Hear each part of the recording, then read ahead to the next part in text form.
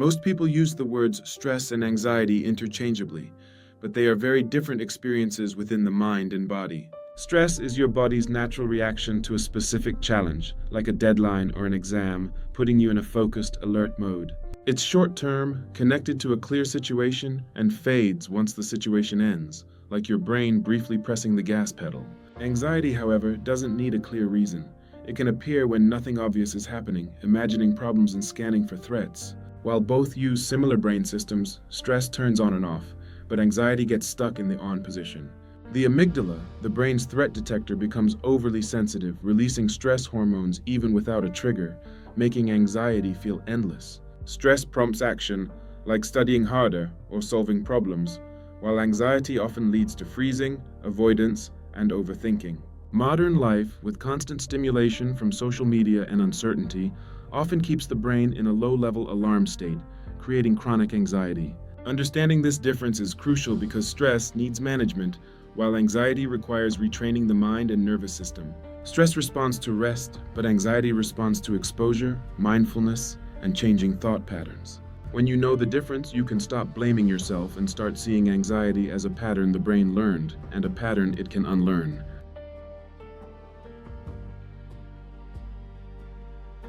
Social anxiety is more than just shyness or introversion. It's a deeper fear, a constant sense of being watched and judged. For someone with social anxiety, entering a room can feel like stepping onto a stage, where every action feels too visible and risky. The fear isn't about people themselves, but the possibility of embarrassment, rejection, or negative evaluation. The brain runs scenarios, and the body reacts as if the threat is real. Heart rate rises, palms sweat, and words become harder to find. This creates a powerful loop. Anxiety leads to physical symptoms, which are then assumed to be visible to others, increasing the anxiety. Avoidance becomes a pattern, teaching the brain that staying away feels safe, while facing people feels dangerous. Social anxiety isn't a weakness. It often stems from past experiences like humiliation, criticism, or bullying. These moments teach the brain a rule. Being seen is risky, shifting focus from others to an intense self-monitoring. Despite its weight, social anxiety is common, especially with constant scrutiny from social media, training us to care too much about others' opinions. The truth is, most people are far less focused on you than your mind claims. What feels like a spotlight is often just a shadow of old fears. Social anxiety is a learned response that can be unlearned. With practice and exposure, the mind can learn that nothing terrible happens when you are seen.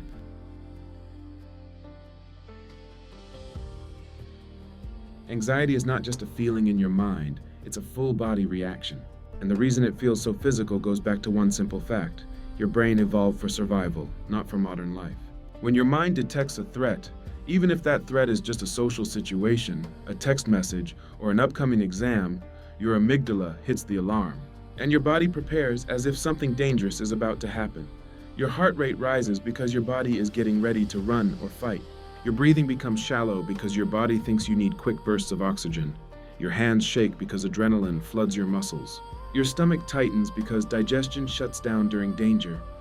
And the thoughts, the spiraling, racing, uncontrollable thoughts, happen because the brain is trying to predict every outcome to keep you safe. None of these reactions mean something is wrong with you. They mean your nervous system learned to react too strongly to things that aren't actually dangerous. Anxiety becomes a problem when your body acts like you're in danger, even when you're not. But here's the good news. Once you understand the physical mechanism, you can interrupt it. Slow breathing tells the nervous system there's no emergency.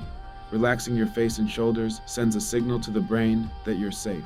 Taking one grounded action, touching a surface, naming 5 objects you see, breaks the loop between your thoughts and your body. Anxiety feels physical because it is physical.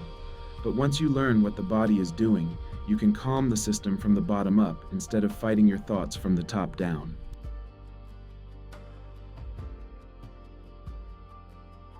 Social anxiety isn't about being shy. It's about feeling like you're constantly being judged, evaluated, or watched, even when no one is thinking about you. It's the fear of embarrassment, the fear of saying something wrong, the fear of being perceived in a negative way. You walk into a room and your brain instantly asks, am I acting weird? Do I look nervous? What if I mess up? What if they think I'm stupid? And suddenly your body reacts as if you're in danger. The truth is, social anxiety is a survival instinct gone too far. Humans are wired to care about belonging because for thousands of years, being rejected meant losing protection. Today, your brain still treats social rejection as a threat to survival, even though it's not. That's why a simple conversation can feel like a life or death moment. But here's the part most people don't realize. Social anxiety is not caused by lack of social skill. It's caused by overthinking. You're not bad at conversations. You're too busy monitoring yourself to be present in them. When your attention turns inward, you lose the ability to respond naturally. And you know what? Everyone feels awkward sometimes. Everyone worries about how they're perceived. The difference is that people without social anxiety let the moment pass. With social anxiety, your brain holds onto it, rewinds it, replays it, and treats it like a threat. The way forward is not to be more confident. It's to retrain your brain to stay in the present instead of in self-evaluation mode.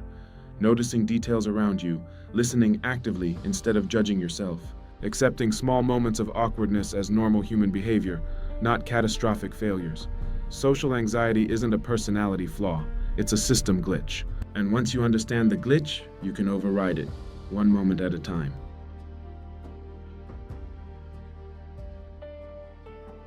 Panic attacks feel terrifying because they hit fast, hard, and without warning. One moment you're fine, and the next your heart is racing. Your chest feels tight, and your breathing turns into short gasps. Your mind screams, "Something is wrong, I'm losing control." But the truth is, a panic attack is your body trying too hard to protect you. It usually starts with a single harmless sensation, a flutter in your chest, a lightheaded moment, a sudden jolt of stress. Your brain misinterprets that small signal as danger and switches into emergency mode. Adrenaline surges, your heart pounds harder, and you breathe faster. And your mind tries to explain what's happening, which makes you panic even more. That's the spiral. But here's what you need to know. A panic attack is uncomfortable, but it is not dangerous. You are not having a heart attack, you are not dying, you are not going crazy. Your nervous system just fired the alarm too quickly and too strongly, and it will calm down. The fastest way to stop a panic attack isn't to fight it. Fighting keeps you in the loop.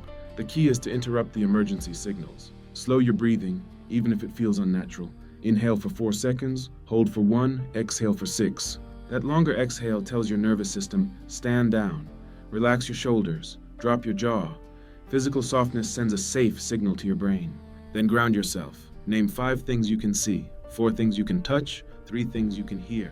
Bring your awareness back to the present moment instead of the storm inside your body. A panic attack peaks fast and fades fast, usually within minutes. It feels like a threat, but it's not. Once you learn the pattern, once you understand the mechanism, the panic loses its power. You start to see it for what it really is, a false alarm from a system that can be retrained.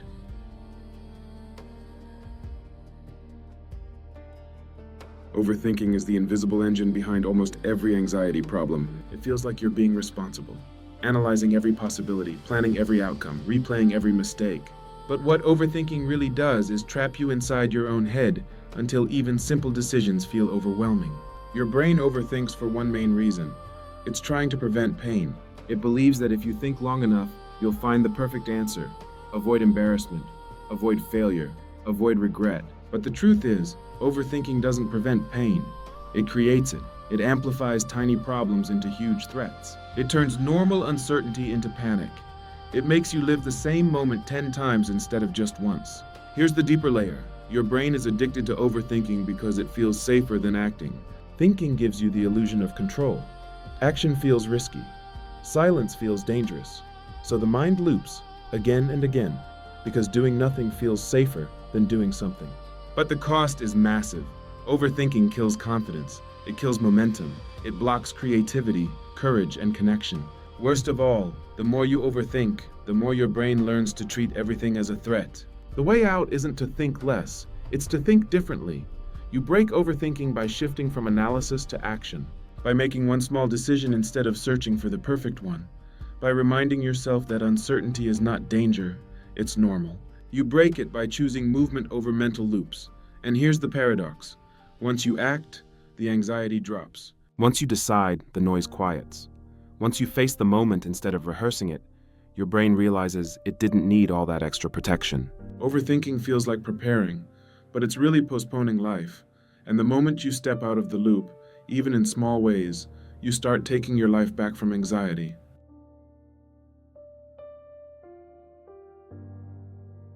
Avoidance is a powerful force in anxiety, not because it's dramatic, but because it feels comfortable. When something makes you anxious, your mind whispers, just skip it. Don't go. Don't try. Don't risk it. In the moment, avoidance feels like relief, but that relief always has a price. Every time you avoid something, your brain learns the wrong lesson. Good thing we escaped. That situation must be dangerous. Your nervous system becomes even more sensitive, and the fear grows. That's how anxiety expands through repeated avoidance. Avoiding conversations makes talking harder. Social events feel scarier, and decisions become overwhelming. You can't think your way out of anxiety while avoiding triggers. The mind rewires through experience, not logic. You have to show your nervous system that you're safe, not just tell it. Exposure doesn't have to be dramatic. Anxiety rewires in small steps, through micro acts of courage. Picking up a phone call, walking into a room for 2 minutes, or trying something imperfect instead of waiting to feel ready. The moment you face what you normally avoid, even briefly, your brain updates its beliefs. Nothing bad happened. I survived. That tiny moment becomes a new reference point. Do it again, and the fear weakens. Avoidance creates anxiety. Action dissolves it, consistently. Every small step is a message to your brain. I am capable. I am safe. I can handle this.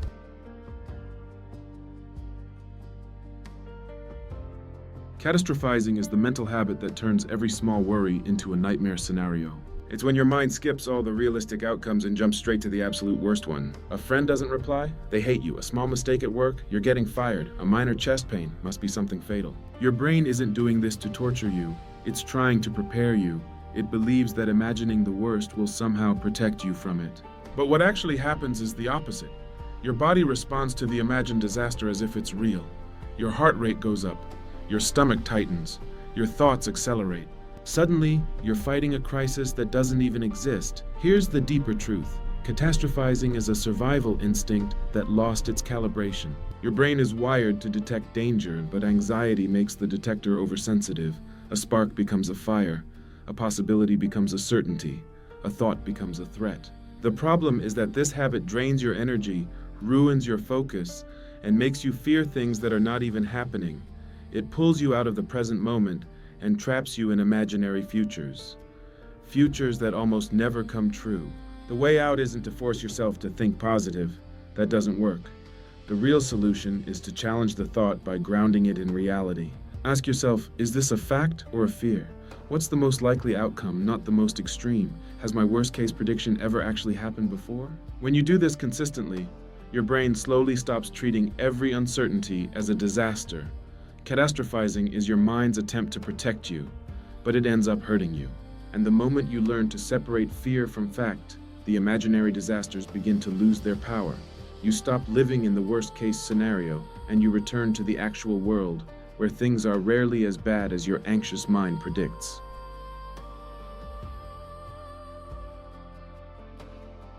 One of the most draining forms of anxiety because it makes you feel unsafe inside your own body. A normal sensation, a heartbeat, a headache, a twitch, a stomach shift, suddenly feels terrifying. Your mind jumps straight to the worst explanation. What if it's serious? What if I miss something? What if this is the beginning of something fatal? The cycle begins with a harmless symptom. Everyone gets random pains, random sensations, random weird moments. That's how the human body works. But when you're anxious, your brain misinterprets these signals. Instead of saying it's normal, your mind says, what if it's dangerous? The fear triggers physical symptoms. The physical symptoms reinforce the fear, and you become stuck inside a loop. You start checking your body constantly, Googling symptoms, monitoring your heartbeat, analyzing every feeling. But the problem with checking is this. The more you check, the more anxious you get. The more anxious you get, the more symptoms appear. The more symptoms appear, the more convinced you feel that something is wrong.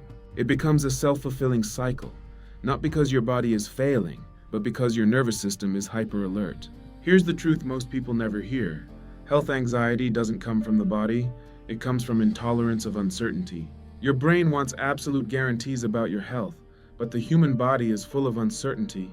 Nobody feels perfect all the time. Nobody is symptom-free.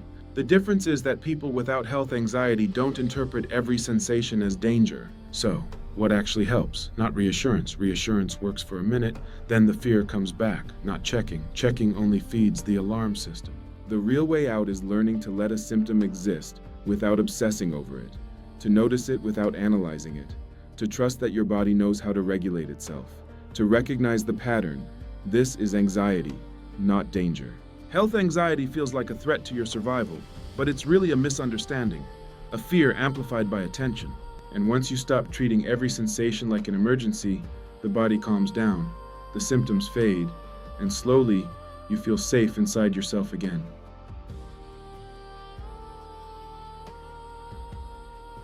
Generalized anxiety isn't about one specific fear. It's the background hum of constant worry that follows you everywhere. It's waking up already tense, preparing for problems that haven't happened, feeling like something is always slightly wrong. Your brain treats worry like a survival strategy, believing that if you stay alert, you can prevent bad things from happening. You start scanning for danger in every area: health, relationships, work, the future. Your mind never fully rests. At its core, generalized anxiety isn't about fear. It's about control. Your brain can't tolerate uncertainty, filling every empty space with worry. It mistakes constant thinking for preparation, tension for responsibility, and fear for caution. But this constant alert mode is draining. It robs you of presence, steals your joy, and makes life feel heavier than it actually is. The shift is to build tolerance for uncertainty. Learn to say, "I don't know what will happen, and that's okay." Notice a worry without chasing it. Interrupt the thought loop instead of feeding it. Life becomes lighter not because problems disappear, but because you stop carrying imaginary ones. Peace becomes possible the moment you stop living in the future and come back to the present, where life is actually happening.